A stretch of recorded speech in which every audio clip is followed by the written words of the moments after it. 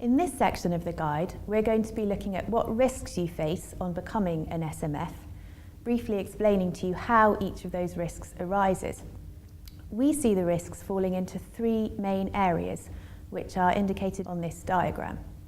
Starting from the left-hand side, the first risk area is the risk of disciplinary action leading to a fine if a regulatory breach happens in the area of the business for which you are responsible, and the regulators can show that you did not take such steps as somebody in your position could reasonably be expected to take to avoid that breach from occurring. By now, your firm will have submitted to the regulators a statement of responsibility which sets out the scope of your managerial responsibilities. In regulator speak, you now have a duty of responsibility for that area of the business. That statement of responsibilities is a key document for you because it will set out which areas of the bank you are responsible for. Those are the only areas that you have to worry about for the purposes of your duty of responsibility and this category of risk. Second, you could be fined for breaching the conduct rules that apply to you since the 7th of March.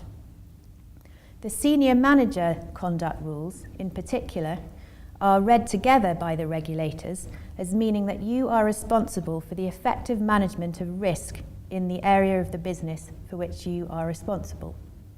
Third, you could be fined for being knowingly concerned in a breach of regulatory rules by the bank in any area of its business. To be knowingly concerned, you have to know about the facts of what has happened, but you don't have to know that it amounts to a regulatory breach.